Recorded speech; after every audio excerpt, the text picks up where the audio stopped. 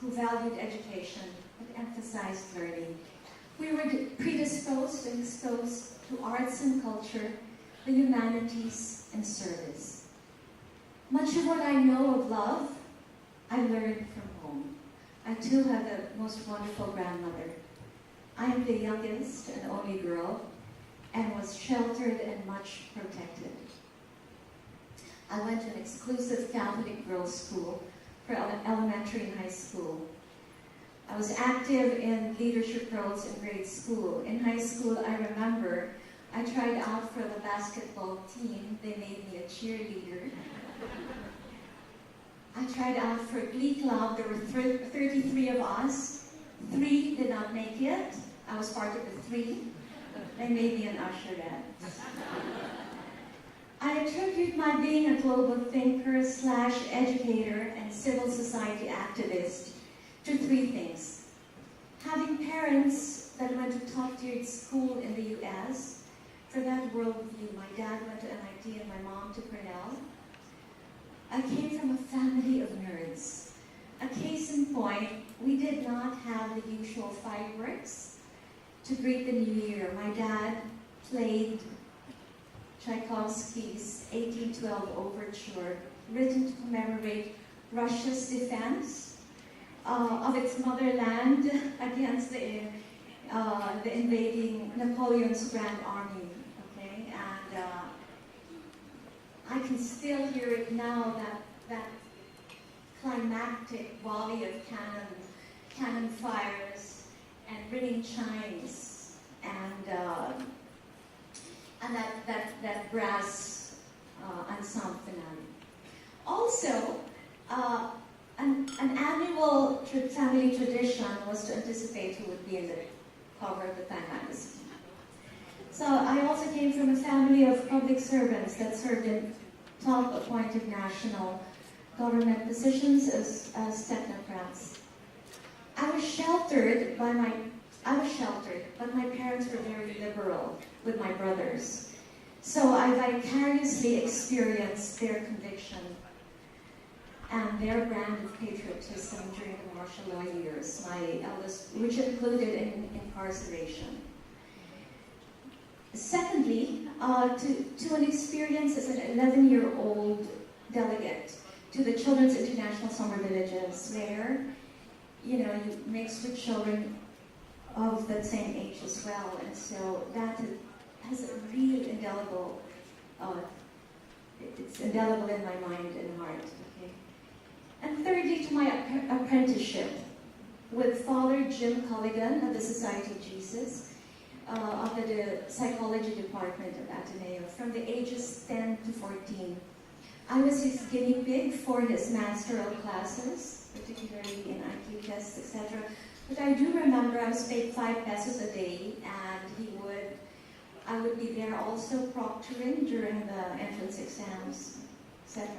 He was Irish American, so I learned at 11 and 10, 11 to mix drinks for him. He was, of course, a very good influence, but I lost him at 14. He was known as the Selfless Shepherd. At his last Mass, the Ateneo Glee Club sang, "Did I Fill the World with Love?" He taught me the Jesuit motto, "Quant je prie," as much as I can. After UP, I went for further studies in early childhood education in London. It was an awe-inspiring time. A lot of firsts. The world is not as small as it is today, so it's like teacher was saying, "Miss Santos, is this the first time you saw snow?" I said, "Yes. Yes, indeed it is." And I backpacking, but I did 5 weeks in the continent with $400. And then I moved to New York and taught 2 years in preschool at a school that continues to exist today, before returning to the Philippines. And I was very, very fortunate. I lived right near the United Nations. I lived in East 46 between 1st and 2nd, and my work was east, 1 street away between 1st and 2nd as well in East 40. Little did I know that I would get so involved, because at that time my only involvement with the United Nations was to bring my little children, and that was quite a feat, 25 2 to 3-year-old children to spend 20 minutes at the UN Park.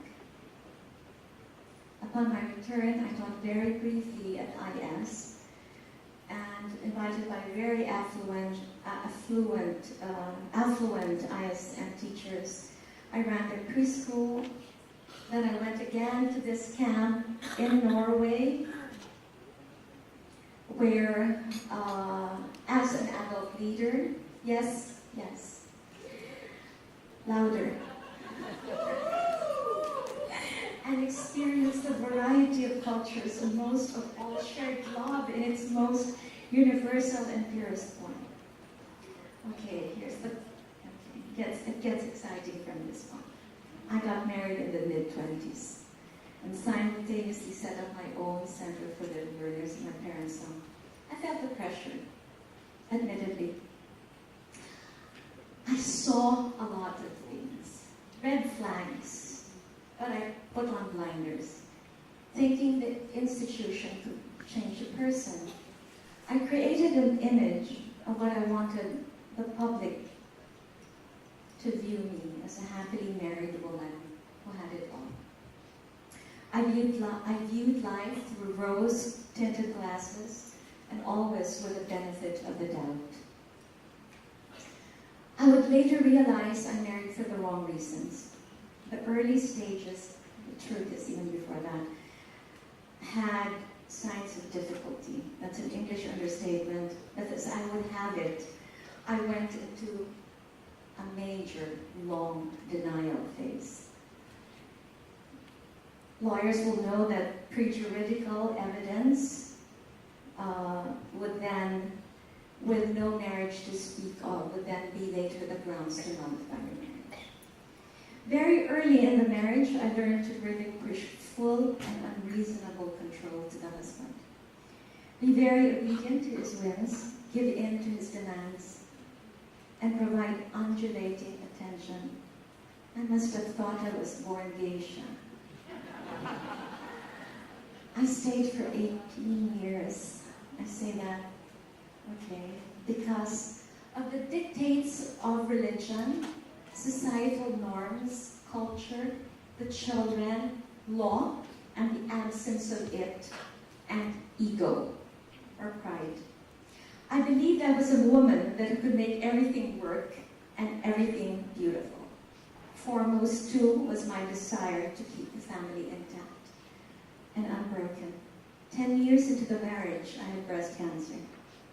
It was caught early, but of the virulent type. 3 surgeries later, and alternative prophylaxis, and despite a good prognosis, my immune system was severely compromised.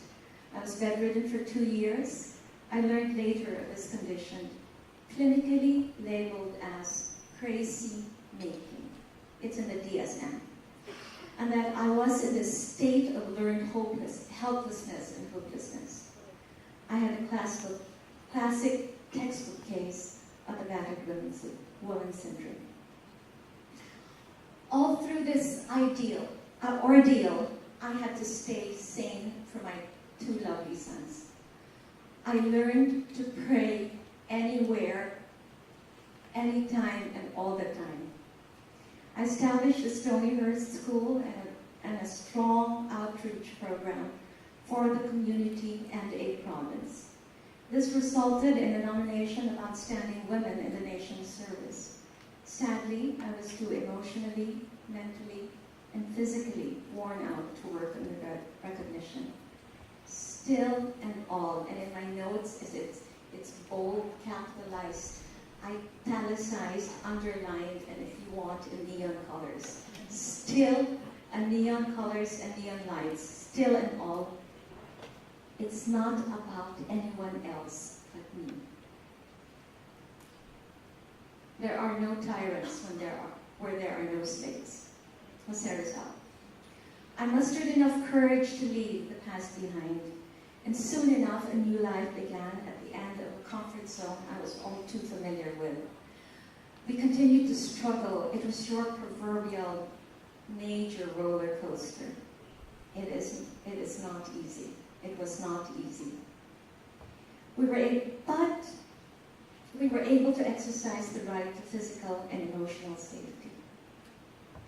I got back at my feet through an unlikely involvement in network marketing, introduced to me by a multi-awarded educator, Metro Bank, a very high DepEd official.